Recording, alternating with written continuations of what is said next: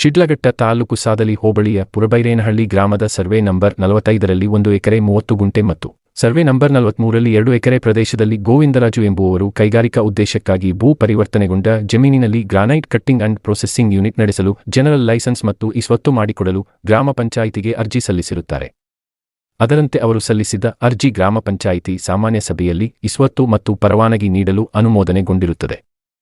ಗ್ರಾಮ ಪಂಚಾಯಿತಿಯಲ್ಲಿ ಪರವಾನಗಿ ನೀಡಲು ಅನುಮೋದನೆಗೊಂಡ ವಿಷಯ ತಿಳಿದ ಸಾರ್ವಜನಿಕರು ಈ ಭಾಗದಲ್ಲಿ ಕೃಷಿಯನ್ನು ನಂಬಿಕೊಂಡು ಜೀವನ ಸಾಗಿಸುತ್ತಿದ್ದೇವೆ. ರೈತರು, ಕೃಷಿ ಕಾರ್ಮಿಕರ ಹಿತದೃಷ್ಟಿಯಿಂದ ಪರಿಸರ ಉಳಿವಿಗಾಗಿ ಕಲ್ಲುಗಣಿ ಗುತ್ತಿಗೆಗೆ ಸಂಬಂಧಿಸಿದಂತೆ ಯಾವುದೇ ಗಣಿಗಾರಿಕೆಯ ಭೂ ಪರಿವರ್ತನೆಗೆ ಗ್ರಾಮ ಪಂಚಾಯಿತಿಯಿಂದ ಶಿಫಾರಸು ನೀಡಬಾರದು.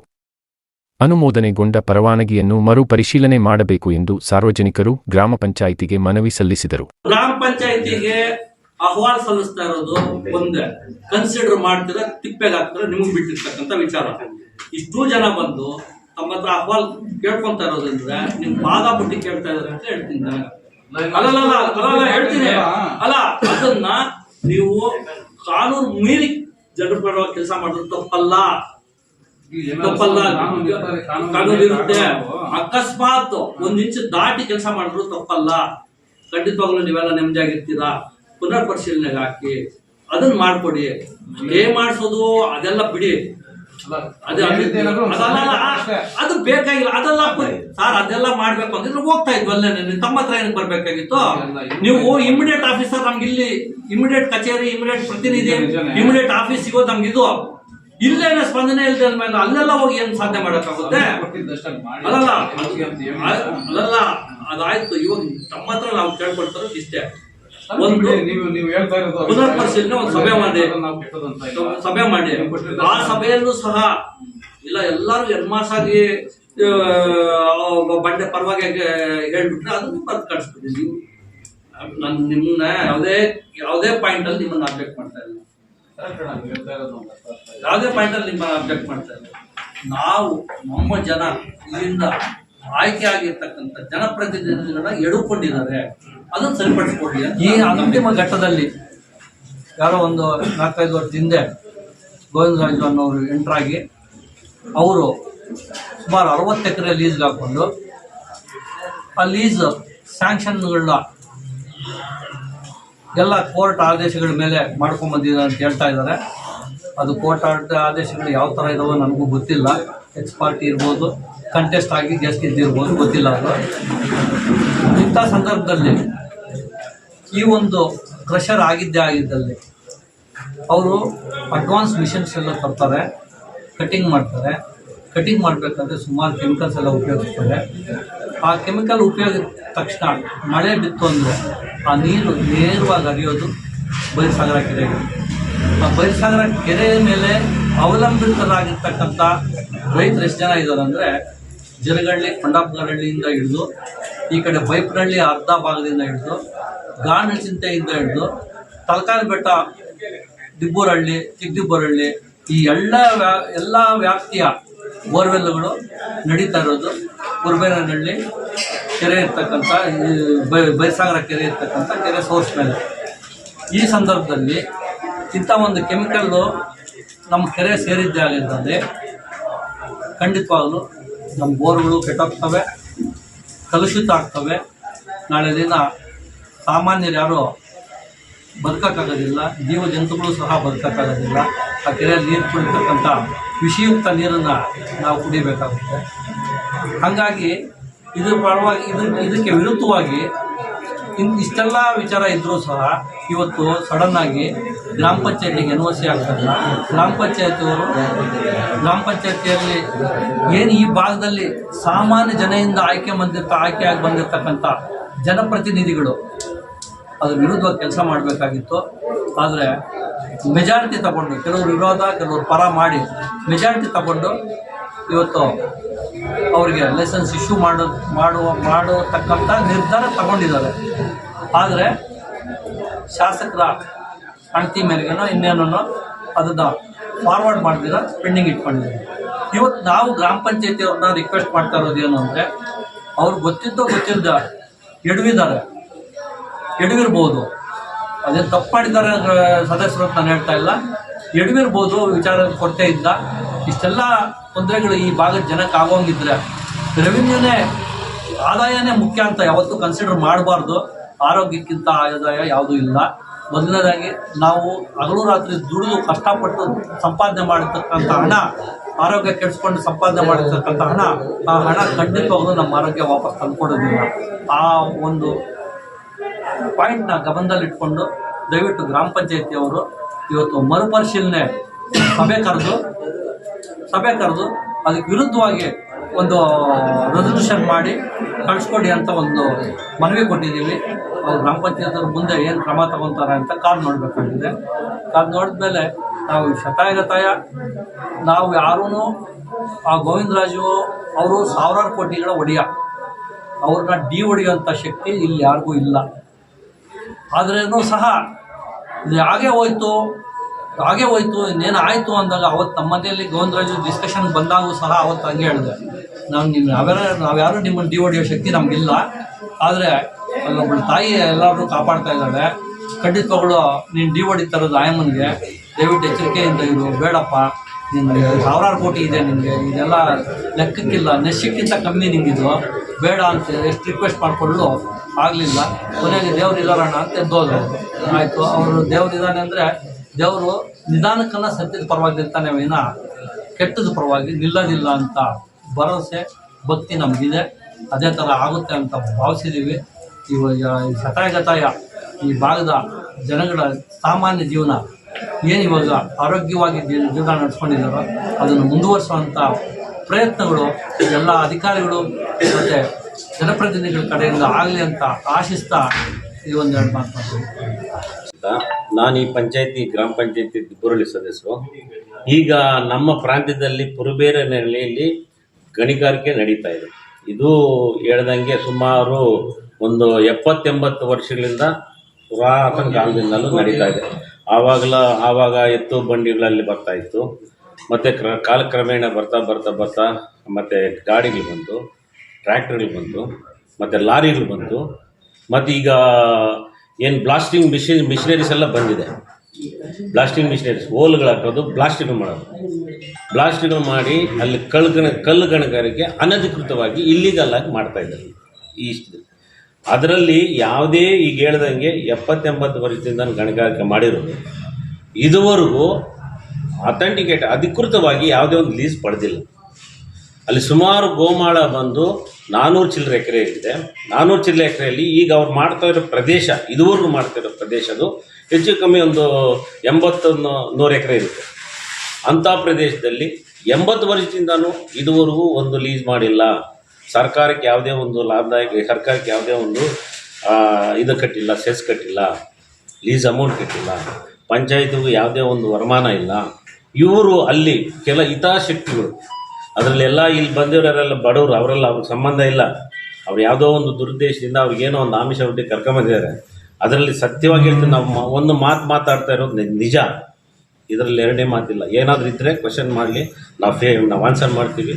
ಇಲ್ಲ ನಮ್ಮ ಮುಂದೆ ನಮಗೂ ಸಂಸಾರಗಳಿದೆ, ಮಕ್ಕಳಿದ್ದಾರೆ, ನಮ್ಗೆ ಒಳ್ಳೇದಾಗಬೇಕು. ನಾವು ಸುಳ್ಳು ಹೇಳ್ತಿಲ್ಲ, ಅವ್ರ ಹೊಟ್ಟೆ ಮೇಲೆ ನಾವು ಹೊಡೆಯಕ್ಕೆ ಹೋಗೋದಿಲ್ಲ. ಇವರು ಇದರಲ್ಲಿ ಅನಧಿಕೃತ ಗಣಿಗಾರಿಕೆ ಮಾಡಿಕೊಂಡು ಈಗ ನಾನಾ ಅನಾಹುತಗಳಾಗಿದೆ. ಅಲ್ಲಿ ಒಬ್ಬನಿಗೆ ಕೈ ಹೋಗಿದೆ, ಸತ್ತೋಗಿದ್ದಾರೆ. ಇಂಥ ವಿಚಾರ ಬ್ಲಾಸ್ಟ್ ಬೀರಿ ಬ್ಲಾಸ್ಟಿಂಗ್ ಮಾಡ್ತಿದ್ರು ಮೊದಲಿಗೆ. ನಾವು ನಮ್ಮ ನೈಟೆಲ್ಲ ಕೇಳ್ತಿದ್ವಿ. ಅದು ಇಲ್ಲೀಗಲ್ ಆಗಿ ಮಾಡಿ ಅನಾಹುತಗಳಾಗಿದೆ. ಇದರಲ್ಲಿ ಈ ಕೆಲವರು ಹಿತಾಸಕ್ತಿಗಳಾಗಿ ಒಂದು 5-6 ಜನ ವ್ಯಕ್ತಿಗಳು ಎಲ್ಲ ಈ ಬಡವರನ್ನು ಉಪಯೋಗಿಸ್ಕೊಂಡು ಅವ್ರ ಮೇಲೆ ಬರ್ತಾ ಇದ್ದಾರೆ. ಅವರು ಶ್ರೀಮಂತರಾಗ್ತಾಯಿದ್ರು ಹೊರತು ಅಲ್ಲಿ ಯಾರು ಒಬ್ಬರೂ ಕೂಲಿ ಕಾರ್ಮಿಕರು ಇದುವರೆಗೂ ಸ್ಥಿತಿವಂತರಾಗಿಲ್ಲ, ಹಣವಂತರಾಗಿಲ್ಲ. ಆಗಿರೋರು ಅದನ್ನ 4-5 ಜನ ಅವ್ರು ಬೇಕಾದಷ್ಟು ಅವ್ರ ಸ್ವಂತಕ್ಕೋಸ್ಕರ ಇವ್ರನ್ನ ಬಲಿಪಶುಗಳು ಮಾಡಿಬಿಟ್ಟು ಇವ್ರು ಸಂಪಾದನೆ ಮಾಡ್ಕೊಂಡಿದ್ದಾರೆ, ಆಸ್ತಿಗಳು ಮಾಡ್ಕೊಂಡಿಬಿಟ್ಟಿದ್ದಾರೆ. ಇಂಥ ಹಿತಾಸಕ್ತಿಗಳನ್ನ ಇವರೆಲ್ಲ ಹುರಿದೆಬ್ಬಿಸಿ ಇದನ್ನ ಇಲ್ಲೀಗಲ್ ಆಗಿ ಮಾಡ್ತಾ ಇರೋದು ಅವ್ರಿಗೆ ಭಯ ಇಲ್ಲ. ಇದುವರೆಗೂ ಯಾರೋ ಒಂದು ಕ್ವಶನ್ ಮಾಡಿರೋರಿಲ್ಲ, ನಾವು ಮಾಡಿರಲ್ಲ. ನಾನು ಈಗಾಗಲೇ ಹೇಳ್ದಂಗೆ, ನಾನು ಇಲ್ಲಿ ಗ್ರಾಮ ಪಂಚಾಯತಿ ಅಧ್ಯಕ್ಷನಾಗಿದ್ದಾಗ ನಮ್ಮ ಭೀಮುನಿಯಪ್ಪನವರು ಗಣಿ ಮತ್ತು ಭೂವಿಜ್ಞಾನ ಮಂತ್ರಿಗಳಾಗಿದ್ದರು. ಆವಾಗಲೂ ಸಹ ನಾವು ಕೈ ಹಾಕಿರಲಿಲ್ಲ. ನಾವು ಅವ್ರು ಏನು ಬಡವ್ರು ಮಾಡ್ಕೊಳ್ಳಿ ಬಿಡಿ ಏನಾಗ್ತದೆ ಅಂತ ಹೇಳಿದ್ರು. ಆದರೆ ಈ ಕಾಲಕ್ರಮೇಣ ಈಗೆಲ್ಲ ಇಂಪ್ರೂವ್ ಆಗ್ತಾ ಇದೆ.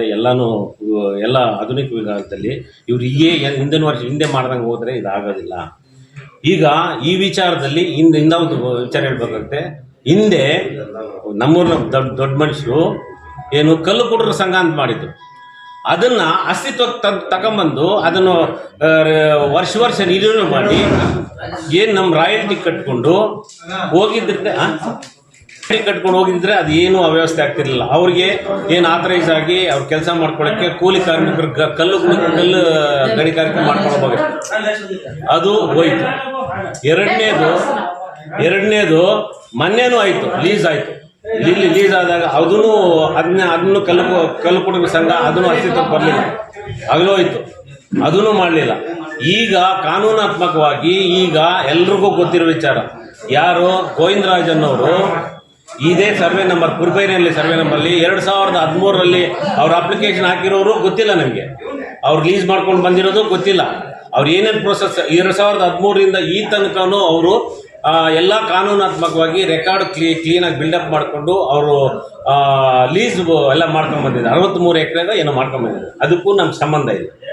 ಮೊನ್ನೆ ನಮಗೆ 20 ದಿನ 30 ದಿನ ಹಿಂದೆ ಒಂದು ಅರ್ಜಿ ಕೊಟ್ಟರು. ಏನಂತ, ಅದು ಈ ಸರ್ವೆ ನಂಬರ್ ಪುರ್ಬೈನಲ್ಲಿ ಸರ್ವೆ ನಂಬರ್ ಸೋನ್ಸೋ ಇಷ್ಟರಲ್ಲಿ 2 ಎಕರೆ ಚಿಲ್ಲರೆ ಒಂದು, ಇನ್ನೊಂದು ಸರ್ವೆ ನಂಬರ್ 1 ಎಕರೆ ಚಿಲ್ಲರೆ, ಒಟ್ಟಾಗಿ ನನಗೆ ಯಾರು DC ನಮ್ಮ ಚಿಕ್ಕಬಳ್ಳಾಪುರ ಜಿಲ್ಲಾಧಿಕಾರಿಗಳು ಇದನ್ನು ಭೂ ಪರಿವರ್ತನೆ ಮಾಡಿ ಇದು ಕೊಟ್ಟಿದ್ದಾರೆ. ನೀವು ಅದಕ್ಕೆ ಈ ಖಾತೆ ಮಾಡಿಕೊಡಿ ಅಂತ ನಮ್ಗೆ ಅರ್ಜಿ ಕೊಟ್ಟು ನಾವು 20 ದಿನ ಎಲ್ಲ ಡಿಸ್ಕಸ್ ಮಾಡಿದ್ವಿ. ಮತ್ತು ನಾವು ನೋಟಿಸು ಲೀಗಲ್ ಕಾನೂನಾತ್ಮಕವಾಗಿ ನಾವು 8 ದಿನ ನೋಟಿಸ್ ಕೊಟ್ವಿ. ಮತ್ತು ಸಬ್ಜೆಕ್ಟ್ ಇಟ್ವಿ.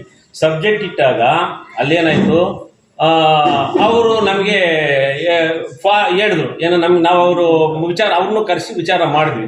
ನೋಡಿ ಸರ್, ಇದು ನಾನು ಕಾನೂನಾತ್ಮಕವಾಗಿ ಎಲ್ಲ ಕರೆಕ್ಟ್ ಆಗಿದೆ, ನೀವು ಕರೆಕ್ಟ್ ಆಗಿದೆ ಅಂತ ಹೇಳ್ಬಿಟ್ರೆ ನಾನು ಆಗಲಿ ಹೇಳ್ದಂಗೆ ನಿಮಗೆ ನಾವು ಪಂಚಾಯತಿಗೆ 25ರಿಂದ 50 ಲಕ್ಷ ರೂಪಾಯಿ ನಾನು ನಿಮಗೆ ಇದು ಕಟ್ತೀನಿ, ಟ್ಯಾಕ್ಸ್ ಕಟ್ತೀನಿ. ಮತ್ತು ನಾನು 2-3 ಹಳ್ಳಿಗಳ ಸುತ್ತಮುತ್ತ ಹಳ್ಳಿಗಳನ್ನ ನಾನು ದತ್ತು ತಗೊಂಡಿದ್ದೀನಿ, ಅಲ್ಲೂ ಇಂಪ್ರೂವ್ ಮಾಡ್ತೀನಿ. ಸರ್ಕಾರಕ್ಕೆ ಪ್ರತಿ ವರ್ಷಕ್ಕೆ ನಾನು 100 ಕೋಟಿ ರೂಪಾಯಿ ನಾನು ಇದು ಕಟ್ತೀನಿ, ಯಾವ್ದು ರಾಯಲ್ಟಿ ಕಟ್ತೀನಿ. ಇದೆಲ್ಲ ಕಾನೂನಾತ್ಮಕವಾಗಿದೆ. ಮತ್ತು ಇಲ್ಲಿ ಲೋಕಲಲ್ಲಿ ನಾನು ಹೆಚ್ಚು ಕಮ್ಮಿ 1500ರಿಂದ 2000 ಜನಕ್ಕೆ ನಾನು ಉದ್ಯೋಗ ಕೊಡ್ತೀನಿ. ಇದು ನನಗೆ ಇಲ್ಲಿಂದ ಅಸೆಟ್ ಆಗುತ್ತೆ. ನಾನು ಕಾನೂನು ಪ್ರಕಾರ ಮಾಡ್ಕೊಂಡಿದ್ದೀನಿ. ಇದೇ ನಮ್ಗೆ ಇಲೀಗಲ್ ಮಾಡ್ಕೊಡಿ ಅಂದ್ರೆ ನಾವು ಪಂಚಾಯತಿಯಲ್ಲಿ ಡಿಸ್ಕಸ್ ಮಾಡಿದ್ವಿ. ಮತ್ತು ನೀವು ಕೊಡಲಿಲ್ಲ ಅಂದ್ರೂ ನಾನು ನಿಮ್ಮ ಮೇಲೆ ಕಂಪ್ಲೇಂಟ್ ಮಾಡ್ತೀನಿ ಅಂದ್ವಿ. ನಾವೆಲ್ಲ ಯೋಚನೆ ಮಾಡಿದ್ವಿ. ಆಯಿತು, ಪಂಚಾಯತಿಗೆ ವರಮಾನ ಬರುತ್ತೆ, ಸರ್ಕಾರಕ್ಕಿದೆ, ಕಾನೂನುಬದ್ಧವಾಗಿದೆ. ಕಾನೂನುಬದ್ಧವಾಗಿಲ್ಲ ಅಂದರೆ ನಾವು ಮಾಡೋಕ್ಕಾಗ್ತಿರ್ಲಿಲ್ಲ. ಕಾನೂನು ತಲೆಬಾಗಬೇಕು. ನಾವೇ ಆಗಲಿ ಅವರೇ ಆಗಲಿ ಕಾನೂನು ತಲೆಬಾಗಬೇಕಂತ ಹೇಳ್ಬಿಟ್ಟು ನಾವು 8 ಜನ ನಾವು ಚರ್ಚೆ ಮಾಡಿಕೊಂಡು ನಾವು 8 ಜನ ಫಾರ್ಮ್ ಕೊಟ್ಟಿದ್ದೀವಿ. ಇದರಲ್ಲಿ ಯಾವುದೇ ಒಂದು ಇಲ್ಲೀಗಲ್ ಇಲ್ಲ, ಯಾವುದೇ ಒಂದು ಮಿಸ್ಅಪ್ರೋಷನ್ಸ್ ಇಲ್ಲ. ನಾವು ಅವ್ರ ಹತ್ರ ಯಾರು ಕೆಲವೆಲ್ಲ ಹೇಳಿರ್ಬೋದು, ಅಷ್ಟು ದುಡ್ಡು ತಗೊಂಡಿದ್ದು ನಾವು ಈಗಲೂ ಹೇಳ್ತೀವಿ, ಪ್ರಮಾಣ ಮಾಡ್ತೀವಿ. ನಾವು ಒಂದು ಸಿಂಗಲ್ MP ಅವ್ರ ಹತ್ರ ತಗೊಂಡಿಲ್ಲ. ನಾವು ಕಾನೂನು ಗೌರವ ಕೊಟ್ಟು ಲೀಗಲ್ ಆಗಿರೋದ್ರಿಂದ ನಾವು ಮಾಡಿದ್ದೀವಿ. ಇದರಲ್ಲಿ ಏನು ಮೊರೆ ಮಾಚಿಲ್ಲ. ಬೇಕಾದರೆ ಈಗ ದುರುದ್ದೇಶದಿಂದ ಇವರೆಲ್ಲ ಬಂದು ಇಲ್ಲೀಗಲ್ ಆಗಿರೋರು, ಲೀಗಲ್ ಅಲ್ಲ, ದಿನ ಒಂದು ಹೆಚ್ಚು ಕಮ್ಮಿ ಒಂದು 10-20 ಗಾಡಿಗಳು ಓಡಾಡುತ್ತೆ ಕಲ್ಲು, ಅದಕ್ಕೆ ₹1 ನಯ ಪೈಸೆ ಕಟ್ಟಲ್ಲ. ಅದಕ್ಕೆ ನಾವು ಕಾನೂನುಬದ್ಧದಿಂದ ಅವ್ರಿಗೆ ನಾವು ಪಂಚಾಯತಿ ಮೀಟಿಂಗಲ್ಲಿ ನಾವು ಪರವಾಗಿ ಹಾಕಿ ಅವ್ರಿಗೆ ಸ್ಯಾಂಕ್ಷನ್ ಇದು ಮಾಡೋಕ್ಕೆ ನಾವು ಒಪ್ಪಿಗೆ ಕೊಟ್ಟಿದ್ವಿ. ಇಷ್ಟು ವಿಚಾರ. ಡಾಕ್ಟರ್ ಧನಂಜಯ ರೆಡ್ಡಿ ಅಂತ, ದಿಬ್ಬುರಳ್ಳಿ ಗ್ರಾಮ ಪಂಚಾಯತಿ ಸದಸ್ಯರು, ಮಾಜಿ ಅಧ್ಯಕ್ಷರಾಗಿದ್ದಾರೆ. ಇವತ್ತು ನಿಮಗೆಲ್ಲರಿಗೂ ಗೊತ್ತಿರ್ತಕ್ಕಂಥ ವಿಚಾರ, ನಮ್ಮ ದಿಬ್ಬುರಳ್ಳಿ ಗ್ರಾಮ ಪಂಚಾಯಿತಿಯ ಪರಿಮಿತಿಯಲ್ಲಿರ್ತಕ್ಕಂಥ ಪುರಬೈರೇನಹಳ್ಳಿ ಅಂತಕ್ಕಂಥ ಒಂದು ಬೇಚರತ್ ಗ್ರಾಮದಲ್ಲಿ ಒಂದು ಕಲ್ಲು ಗಣಿಗಾರಿಕೆ ವಿಚಾರವಾಗಿ ಇವತ್ತು ಸಾರ್ವಜನಿಕರೆಲ್ಲರೂ ಸೇರಿ ನಮ್ಮ ದಿಬ್ಬುರಳ್ಳಿ ಗ್ರಾಮ ಪಂಚಾಯಿತಿಗೆ ಬಂದು ಒಂದು ತಕರಾರು ಅರ್ಜಿಯನ್ನು ಕೊಡ್ತಕ್ಕಂಥ ಒಂದು ಕಾರ್ಯಕ್ರಮ ಇದೆ. ಈ ವಿಚಾರವಾಗಿ ದಿನಾಂಕ 2/5/2025 ನಮ್ಮ ಗ್ರಾಮ ಪಂಚಾಯಿತಿಗೆ ಗೋವಿಂದರಾಜು ಡಿ ಅಂತಕ್ಕಂಥವರು ಒಂದು ಅರ್ಜಿ ಸಲ್ಲಿಸ್ತಾರೆ. ಏನಂತ, ಶಿಡ್ಲಘಟ್ಟ ತಾಲೂಕು ಸಾರ್ಲಿ ಹೋಬಳಿ ಪುರಬೈರೇನಹಳ್ಳಿ ಗ್ರಾಮದ ಸರ್ವೆ ನಂಬರ್ 45ರಲ್ಲಿ 1 ಎಕರೆ 38 ಗುಂಟೆ ಜಮೀನನ್ನು ಕೈಗಾರಿಕಾ ಉದ್ದೇಶಕ್ಕೆ ಪರಿವರ್ತನೆಗೊಂಡಂಥ ಜಮೀನಿನಲ್ಲಿ granite cutting and processing unit ನಡೆಸೋದಕ್ಕೆ ಜನರಲ್ ಲೈಸೆನ್ಸು ಮತ್ತು ಅದನ್ನು ಒಂದು ಖಾತೆ ಬದಲಾವಣೆ ಮಾಡಿಕೊಡಿ ಅಂತೇಳಿ ಅರ್ಜಿ ಕೊಡ್ತಾರೆ. ಇನ್ನೊಂದು ಸರ್ವೆ ನಂಬರ್ ಬಂದು ಸರ್ವೆ ನಂಬರ್ 43ರಲ್ಲಿ 2 ಎಕರೆ ಈ ಖಾತಾ ಮತ್ತು granite processing industrial or crusher ಉದ್ದೇಶಕ್ಕೆ ಕೊಡಬೇಕು ಅಂತೇಳಿದ್ದೆ ಕೇಳಿದ್ರು. ಈ ವಿಚಾರವಾಗಿ ನಮ್ಮ ಪಿ ಡಿ ಅವರು ನಮಗೆ ಮೆಂಬರ್ಗಳ ಗಮನಕ್ಕೆ ಮತ್ತು ಅಧ್ಯಕ್ಷರ ಗಮನಕ್ಕೆ ತರ್ತಾರೆ. ಅದಕ್ಕೆ ಒಂದು ಮೀಟಿಂಗನ್ನು ಸಹ ಫಿಕ್ಸ್ ಮಾಡ್ತೀವಿ.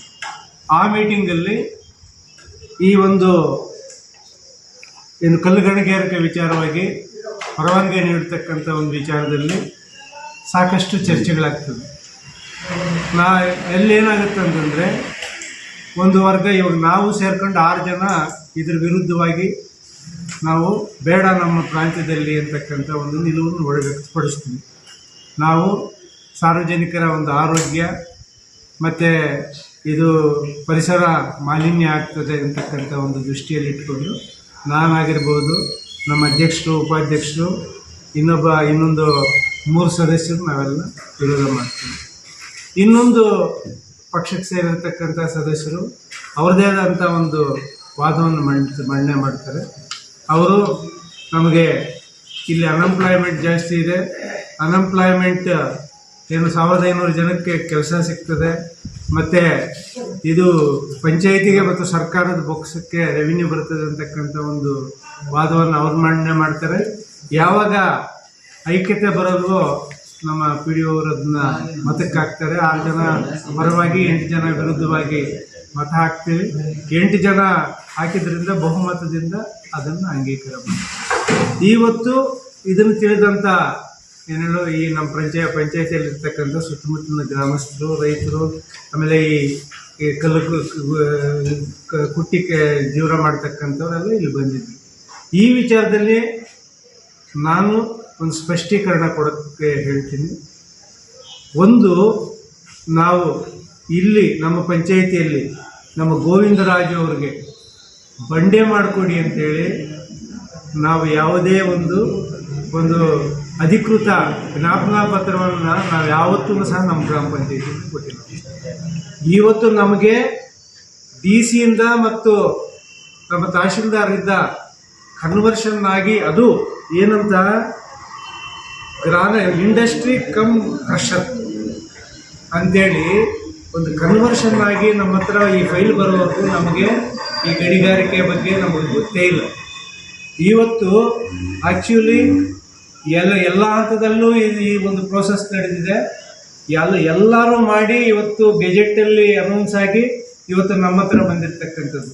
ಇದರಲ್ಲಿ ನಮ್ಮ ಗ್ರಾಮ ಪಂಚಾಯಿತಿ ಈ ಒಂದು ಏನು ಗಣಿಗಾರಿಕೆ ಇವರಿಗೆ ಸ್ಯಾಂಕ್ಷನ್ ಆಗುವಂಥ ಒಂದು ನಿಟ್ಟಿನಲ್ಲಿ ನಮ್ಮ ಗ್ರಾಮ ಪಂಚಾಯಿತಿಯಿಂದ ಯಾವುದೇ ಒಂದು ಸಣ್ಣ ತಪ್ಪು ಕೂಡ ನಾವು ಮಾಡಿಲ್ಲ. ಏನೋ ಜನಗಳ ಪರವಾಗೇ ನಾವಿದ್ದೀವಿ.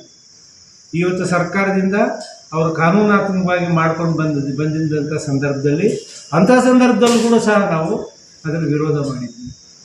ಇದನ್ನು ಇವಾಗ ಏನಾಗ್ಬಿಟ್ಟಿದೆ ಅಂದರೆ ಎಲ್ಲ ಹಂತಗಳಲ್ಲಿ ಇದನ್ನು ಮಾಡ್ಕೊಂಡು ಹೋಗಿದ್ದಾರೆ.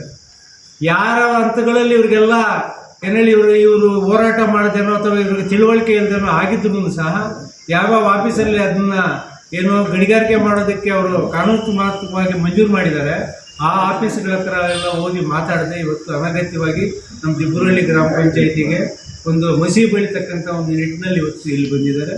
ಆದ್ದರಿಂದ ಇವತ್ತು ನಾವು ಹಿಂದೆನೂ ನಾವು ಜನಪರವಾಗಿ ಇರ್ತಕ್ಕಂಥ ಒಂದು ಕಾಳಜಿ ಮತ್ತು ತೀರ್ಮಾನಗಳನ್ನು ತಗೊಳ್ತಾ ಇದ್ವಿ.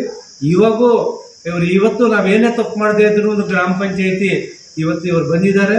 ಜನಗಳ ಒಂದು ಭಾವನೆಗಳಿಗೆ ಇವತ್ತು ನಾವು ಗೌರವ ಕೊಟ್ಟಿದ್ದೀವಿ.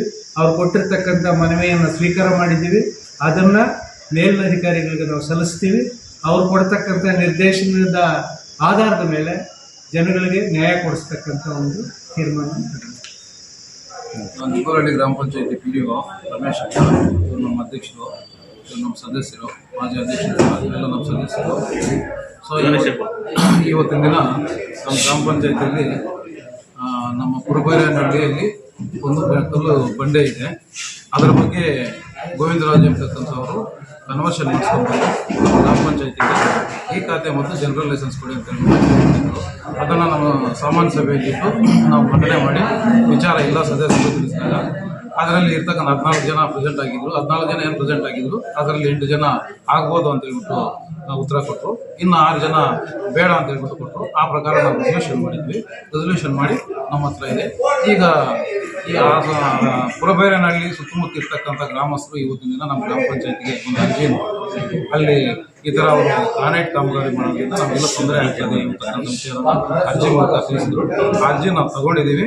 ನಾವು ತಗೊಂಡು ಅದನ್ನು ನಮ್ಮ ಮೇಲಧಿಕಾರಿಗಳಿಗೆ ನಾವು ಸಲ್ಲಿಸ್ತಕ್ಕಂಥ ಕೆಲಸ ಮಾಡ್ತೀವಿ. ವಿಜಯ್ ಕುಮಾರ್ ಅಂತ ಕೊಂಡಾಪುರಹಳ್ಳಿ, ದುಗ್ಗುರಹಳ್ಳಿ ಪಂಚಾಯತ್ ಸೇರಿದ್ದು ಕೊಂಡಾಪುರಹಳ್ಳಿಯಿಂದ. ನಾವು ಸುಮಾರು ಒಂದು 30 ವರ್ಷದಿಂದ ಕೆಲಸ ಮಾಡ್ಕೊಂಡು ಅದೇ ಇದ್ದೀವಿ. ನಮ್ಮ ಅಪ್ಪನ ಕಾಲದಿಂದ ನಮ್ಗೆ ಎಜುಕೇಷನ್ ಇಲ್ಲ, ಏನಿಲ್ಲ. ಆ ಕಾಲದಲ್ಲಿ ಬರ್ತಾ ಆ ಕಾಲದಿಂದ ನಾವು ಎಜುಕೇಷನ್ ಮಾಡೋಕ್ಕಾಗಿಲ್ಲ ಅವರು ಅಂತ ಹೇಳಿದ್ರು. ಅದೇ ಕೆಲಸ ಕೆಲವು ಹೊಡಿಯೋದು ಎತ್ತಿನ ಗಾಡಿಯಲ್ಲಿ ಓಡಿಸ್ತಾ ಇದ್ವಿ. ಅದರಿಂದಲೇ ಜೀವನ ಮಾಡ್ಕೊಂಡಿದ್ವಿ. ಬೇರೆ ಕೆಲಸ ಯಾವೂ ಇಲ್ಲ. ಇನ್ನು ಬೆಲೆ ಇಟ್ಟೋಗ ಅವಿಟ್ಟು ಯಾವುದು ಹೋಗಿ ಚೆನ್ನಾಗಿ ಯಾರಿಗೂ ಇಲ್ಲ. ಅದು ಬಿಟ್ಟರೆ ಇನ್ನೇನು ಕೆಲಸ ಏನೂ ಇಲ್ಲ. ಅದರಿಂದ ಇವಾಗ ನಾವು ಅದೇ ಜೀವನ ನಂಬ್ಕೊಂಡಿದ್ದೀವಿ. ಅದೇ ಕೆಲಸನೇ ಇರೋದು. ಅದು ಬಿಟ್ಟರೆ ಬೇರೆ ಯಾವುದೂ ಇಲ್ಲ. ಇವಾಗ ಬೇರೆ ಅವ್ರು ಬಂದು ಇದು ಮಾಡಿದ್ರೆ ನಮ್ಗೆ ತೊಂದರೆ ಆಗ್ತದೆ. ಸುಮಾರು ಇಲ್ಲೊಂದು 700-800 ಜನ 1000 ಜನ ತನಕ ಇದು ಅದೇ ಕೆಲಸ. ಬೇರೆ ಯಾರು ಏನು ಇದಿಲ್ಲ. ಒಂದು ಫ್ಯಾಕ್ಟ್ರಿ ಕೆಲಸ ಯಾವ ಕೆಲಸ ಅದಕ್ಕೆ ಯಾವ ಕೆಲಸನೂ ಇಲ್ಲ. ಅದೊಂದೇ ಕೆಲಸದಿಂದ ಜೀವನ ಮಾಡ್ಕೊಂಡು ಅದು ಬಿಟ್ಟರೆ ಇನ್ಯಾವುದು ಸುಮಾರು ಜನ ಕೆಲಸ ಇಲ್ಲ. ಹಾಲಾಗೋದು ಅದರಿಂದ ನಂಬ್ಕೊಂಡಿದ್ದೀವಿ. ಬೇರೆಯವ್ರಿಗೆ ಅವಕಾಶ ಕೊಡಬಾರ್ದು ಅಂತ ನಾವು ಹೋರಾಟ ಮಾಡ್ತಾ ಇದ್ದೀವಿ. ದಯವಿಟ್ಟು ಅಫಿಷಿಯಲ್ಸ್ ಅಧಿಕಾರಿಗಳೆಲ್ಲ ಇಟ್ಕೊಂಡು ನಮ್ಗೆ ಸರ್ಕಾರ ಮಾಡಬೇಕು, ಸಹಾಯ ಮಾಡಿದ್ರೆ ನಾವು ಅದರಾಗ ಜೀವನ ಮಾಡ್ಕೊಂಡು ಇದು ಮಾಡ್ತೀವಿ ಅಂತ ಹೇಳ್ಬಿಟ್ಟು ಮಾತಾಡ್ತೀವಿ. ಈಗ ನೀವು ಕಲ್ಕೊಡ ಸಂಘ ಅಂತ ದೊಡ್ಡವರೇ ಮಾಡವ್ರೆ. ಅವ್ರು ದೊಡ್ಡವರು ಒಂದು 10 ಜನ ತೀರವ್ರೆ, ಇನ್ನೊಂದು 3-4 ಜನ ಇದ್ದಾರೆ ಅದ್ರಾಗ ಇರೋರು. ಆದರೆ ಅದ್ರ ಮುಖಾಂತರನೇ ನಾವು ಇರೋರನ್ನು ಮೆಂಬರ್ ಮಾಡಿದ್ವಿ, ಅಧ್ಯಕ್ಷ ಮಾಡಿದ್ದೀವಿ. ಅದ್ರ ಕಮಿಟಿ ಇನ್ನೂ ಪರ್ಮಿಷನ್ ಮಾಡ್ತೀವಿ. ಬೇರೆ ಹೋರಾಟ ಎಲ್ಲವರೆಗೂ ನಡೀತದೆ. ನಾವು ಇರೋ ತನಕ ಹೋರಾಟ ಇರೋ ತನಕ ಮಾಡ್ತೀವಿ. ನಮ್ಗೆ ಬೇಕಂತ ನಾವು ಹೋರಾಟ ಮಾಡ್ತೀವಿ. ಅದು ಬಿಟ್ಟರೆ ಯಾವುದು ಜೀವನಕ್ಕಿಲ್ಲ. ಅದಕ್ಕೆ ಹೋರಾಟ ಮಾಡ್ತೀವಿ. ಅದಕ್ಕೆ ಮಾಡ್ತೀವಿ. ಅದ್ರ ಪ್ರಕಾರ ಏನು ಮಾಡ್ತೀವಿ. ಈಗ ಸಾಂಪ್ರದಾಯಿಕ ನೀವು ಕಲ್ಲು ತೆಗಿತಾ ಇದ್ದೀರಲ್ವಾ, ಈಗ ಪ್ರತಿ ದಿವಸ ಎಷ್ಟು ಲೋಡು ಅಲ್ಲಿ ಕಲ್ಲು ತೆಗಿತಾ ಇದ್ದಾರೆ? ಪ್ರತಿ ದಿವಸ ಅಂದರೆ ನೋಡಿದ್ರೆ ಓದ್ತಾ ಇಲ್ಲ. ನಾವು ಹೊಟ್ಟೆ ಪಾಡಿಗೆ ಏನು ಜೀವನ ಮಾಡಬೇಕು ಅದು ಓದ್ತಾ ಇದ್ವಿ ಅಷ್ಟೇ. ಬಂತನ ದೊಡ್ಡ ವ್ಯವಹಾರ ಮಾಡೋಕ್ಕೆ ಯಾವ ಬಿಸ್ನೆಸ್ ಏನಿಲ್ಲ. ಅವತ್ತು ಮಾಡಬೇಕು, ಅವತ್ತಿನ ಜೀವನ ಮಾಡಬೇಕು ಅಷ್ಟೇ. ದೊಡ್ಡ ಶ್ರೀಮಂತನ ಮಾಡಬೇಕು, ಅದು ಮಾಡಬೇಕು. ಇವತ್ತು ಮಾಡಿದ್ರೆ ನಾಳೆ ಕೂಲಿ ಸೇರೋತದೆ ಅಷ್ಟೇ. ಇನ್ನೇನು ಇವತ್ತು 500 ರೂಪಾಯಿ ಕೂಲಿ ಮಾಡಿದ್ರೆ 300 ರೂಪಾಯಿ ಖರ್ಚು, 200 ರೂಪಾಯಿ ಅದೇ ಅಷ್ಟೇ. ಇನ್ನೇನು ಬೇರೆ ಅಷ್ಟು ಬಿಟ್ಟೆ ಏನಿಲ್ಲ. ಯಾರೆಲ್ಲ ಕೆಲಸಕ್ಕೆ ಇಕ್ಕಿರೋದು ಯಾರು? ನಾವೇ ಸ್ವಂತ ಕೆಲಸ ನಾವೇ ಮಾಡ್ಕೊತೀವಿ. ನಾವು ಜೀವನನೇ ನಮ್ದು ಅದೇ. ಬೇರೆ ಕೆಲಸ ಯಾರು ಇಟ್ಕೊಂಡಿದ್ದಿಲ್ಲ, ಏನಿಲ್ಲ. ನಾವೇ ಸುಡಿತೀವಿ, ನಾವೇ ತೆಗಿತೀವಿ, ನಾವೇ ಜೀವನ ಮಾಡ್ತೀವಿ. ಅಷ್ಟು ಬಿಟ್ಟರೆ ಏನಿಲ್ಲ. ನಮ್ಗೆ ಓನರ್ಗಿನ್ನೋದು ಯಾರೂ ಇಲ್ಲ.